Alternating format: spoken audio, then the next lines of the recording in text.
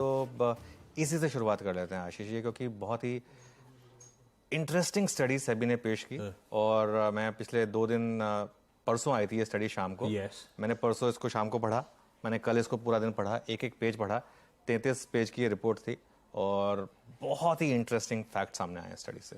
मैंने एक काम करें, आपने पढ़ के एनालिसिस किया है, पहले वो रिपोर्ट में था क्या उससे शुरू करा जाए, क्योंकि बाकी सारा डोमिनेट करा सब। इतनी ज्यादा सोशल मीडिया में इस रिपोर्ट की चर्चा, हर जगह चर्चा हो रही है और बहुत इंटरेस्टिंग फैक्ट फाइंडिंग, मतलब हिस्ट्री में जाके सेबी ने क्या ब्यूटीफुली प्रेजेंट करा। पहले रिपोर्ट में निकल के क्या आया? देखिए रिपोर्ट में निकल कर क्या आया, सेबी ने किया क्या है। सेबी ने एक स्टडी की है, FY19 से लेकर FY22 तक का डेटा देखा है, 3 साल का डेटा देखा है। उसमें इन्होंने देखा है कि हुआ क्या है। सबसे बड़ा और सबसे इंपॉर्टेंट फैक्टर जो उसमें है वो ये है कि 90% F&O ट्रेडर्स, 90%, छोटा आंकड़ा नहीं है ये, 90% F&O ट्रेडर्स जो है वो पैसा गंवाते हैं। अच्छा ये चीज ऐसा नहीं है, एक बार कामत जी ने भी कहा था कि उनके प्लेटफॉर्म पर भी उन्होंने ऐसी चीज नोटिस की थी जीरोधा पर कि 90% F&O ट्रेडर्स पैसा गंवाते हैं और जो लूजर्स हैं वो 28% कॉस्ट भी देते हैं।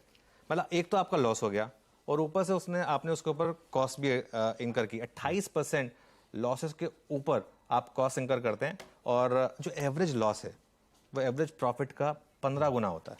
मतलब ये एक बहुत बड़ा चुकाने वाला मामला है। और इवन प्रॉफिटेबल ट्रेडर्स को भी कॉस्ट लगती है, ऐसा नहीं कि प्रॉफिटेबल ट्रेडर्स को कॉस्ट नहीं लगती है। वो जो 10% कमाते भी हैं वो भी अपने ट्रेडिंग प्रॉफिट का 15 से 50% ट्रेडिंग कॉस्ट में चुका देते हैं, मतलब STT वगैरह में। और जो सेट ऑफ नहीं होता है मतलब आपके किसी उसमें, तो ये एक मतलब एक बेसिक जो रिपोर्ट है।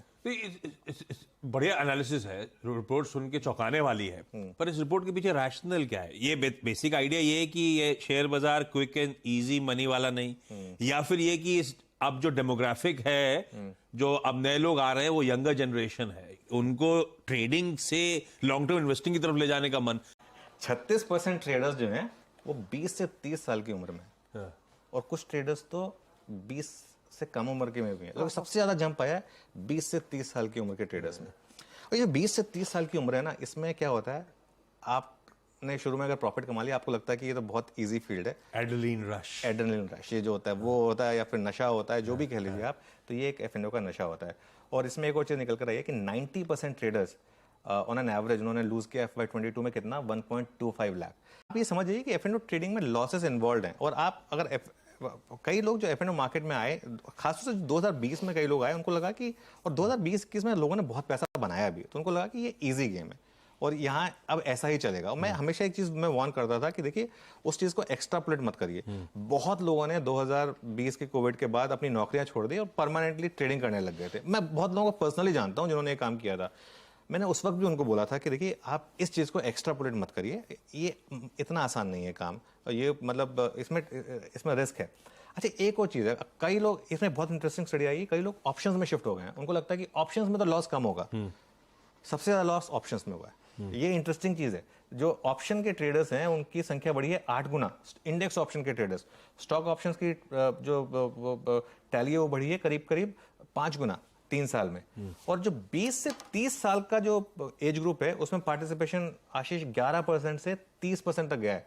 और यहीं पर वो सबसे ज्यादा पैसा लूज कर रहे हैं। 89% इंडेक्स ऑप्शन जो ट्रेडर्स हैं वो पैसा लूज कर रहे हैं, क्योंकि ऑलमोस्ट सारा ट्रेडिंग वॉल्यूम्स ऑप्शन की तरफ स्क्यू हो गया। इसके लिए वो आंकड़ा मैच करता है आपका 89%।